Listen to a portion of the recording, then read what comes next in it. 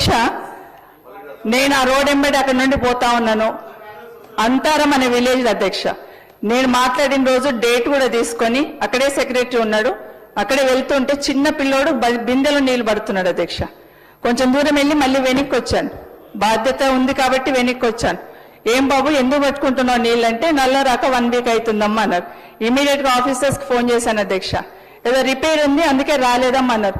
అమ్మ, వ్యవస్థలో లోపాలను ఎత్తి చూపిస్తాం అంతే తప్పిస్తే మీ మీద వ్యక్తిగతంగా కాదు. ఇక్కడ ప్రభుత్వంలో ఎవరమున్నా ప్రజాప్రతినిధులుగా రోడెంబడి పోతున్న ఏదైనా సమస్య ఉన్నప్పుడు, ప్రజలకు ఇబ్బంది ఉన్నప్పుడు దిగి అడుగుతాం. అది వ్యవస్థలో ఉన్న ఇబ్బందిని ఎత్తి చూపించడమే తప్పిస్తే అక్కడ అధికారులు పనిచేయకపోవచ్చు. ఇంతకుముందు సునీత గారు చెప్పినట్టు డబ్బులు ఇవ్వలేదు కాబట్టి మెయింటెనెన్స్ చేయలేకపోతాం అన్నారు. దాన్ని కూడా మీరు తప్పుపడితే ఎట్లమ్మా? వాటర్ వస్తలేవంటే వస్తలేవని చెప్తాను, మీరు దాన్ని సెట్ చేసుకోండి.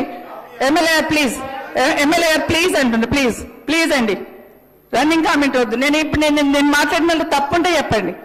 నీళ్లు రాకపోతే రాలేదని చెప్పండి. నేను ఎవరిని కామెంట్ చేయలేదు అక్కడ. అరే మీ పద్ధతి కాదండి. బట్టి గారు ఇది కరెక్టా? మీరు ఆలోచించండి.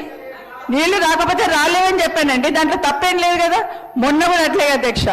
జస్ట్ నేను ఊరికే హరీష్ రావు గారితో ఏదో మాట్లాడుకుంటే అయ్యో అన్నాను అధ్యక్ష. అయ్యో వద్దంటే దానికి అంత పెద్ద కామెంట్ చేశారు అధ్యక్ష. జరసాని అని మాట్లాడుతున్నారు, అర్థం కాలేదు అధ్యక్ష. నేను ఏమైనా కామెంట్ చేస్తే, మైక్ లో కామెంట్ చేస్తే మీరు కూడా అధ్యక్ష మైక్ ఇచ్చి అంటే అర్థం ఉంది అధ్యక్ష. అయ్యో అన్నాను అంతే, దానికి ఇంత పెద్ద మాటలు మాట్లాడారు. నాకేమర్థమైందంటే అధ్యక్ష, కేసీఆర్ గారి కుటుంబాన్ని, సబితమ్మని తిడితే ముఖ్యమంత్రి గారు సంతోషపడతారేమో, అందుకనే కామెంట్ చేస్తారేమో. లేదు అధ్యక్ష, లేదండి అధ్యక్ష, ఒక్క నిమిషం చెప్తాను అధ్యక్ష, ఒక్క నిమిషం ప్లీజ్. మీకు తెలుసు అధ్యక్ష, నేను అక్కడ ఉన్న రోజులు, నేను ఆ పార్టీలో ఉన్న రోజులు, పార్టీకి పనిచేశానా లేదో ఒకసారి ఆలోచించండి. ఎస్, నాకు ఆ రోజు ఆ పార్టీ ఉన్న రోజు నాకు మంత్రి పదవి ఇచ్చింది అధ్యక్ష, కాదనట్లేదు. థ్యాంక్స్ టు సోనియా గాంధీ గారు, ఆ రోజున రాజశేఖర రెడ్డి గారికి, ఆ రోజున కిరణ్ కుమార్ రెడ్డి గారికి, రోషయ్య గారికి, మొన్న ఇచ్చిన కేసీఆర్ గారికి కూడా మంత్రి పదవి ఇచ్చారు అధ్యక్ష. అధ్యక్ష, మీరు మన జిల్లా పార్టీకి నేను సర్వీస్ చేయలేదు అధ్యక్ష. ఎస్, పార్టీ మంచి చేసింది అన్నప్పుడు పార్టీ చేసిన నష్టం కూడా చెప్పుకుంటాం అధ్యక్ష. నా మీద 5 సిబిఐ కేసులు రాజశేఖర రెడ్డి కుటుంబాన్ని కొట్టడానికి నా మీద పెట్టలే అధ్యక్ష. నేను ఒక్క మాట మాట్లాడానా? నాకు టికెట్ ఇవ్వకపోయినా నేను మాట్లాడానా? ఎందుకు అధ్యక్ష? తను కాంగ్రెస్ పట్ల పుట్టి పెరిగినట్టు తనే మీద వేసుకొని మాట్లాడేసింది. నాకు అర్థం కాలేదు. అసలు సంబంధం లేని ఇష్యూ, తనకు నాకు ఏం మాత్రం సంబంధం లేదు. మీరు మాట్లాడుతుంటారో మీరు అట్లా ఇంకా మీరు వదిలేస్తే ఎట్లా అధ్యక్ష? మీరైనా కనీసం చెప్పాలి కదా. దయచేసి ఇట్లాంటి కనీసం ముందున్న పునరావృతం కాకుండా దయచేసి మీకు రిక్వెస్ట్ చేస్తున్న, వ్యక్తిగతంగా మాట్లాడుకుని బయట మస్తు వేదికలు ఉంటాయి అధ్యక్ష. ఇక్కడ ప్రజా సమస్యలను ప్రశ్నిద్దాం, ప్రజా సమస్యల గురించి డిస్కస్ చేద్దాం. నేను ఈ రోజు మన రేవంత్ రెడ్డి గారు ముఖ్యమంత్రి గారు అసెంబ్లీలో మాట్లాడిన వరకు నేను కాంగ్రెస్ పార్టీని కామెంట్ చేయలేదు అధ్యక్ష. ఎప్పుడైతే మాట్లాడారో అప్పుడు మాత్రమే కామెంట్ చేసిన. నా మీద కేసులు పెట్టింది మాట్లాడలేదు, నాకు టికెట్ ఇవ్వండి మాట్లాడలేదు, అసలు కామెంట్ చేయలేదు.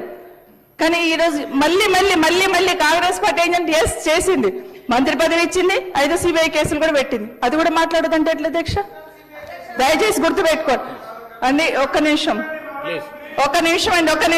ఆవేదనతోనే మాట్లాడుతున్నాను.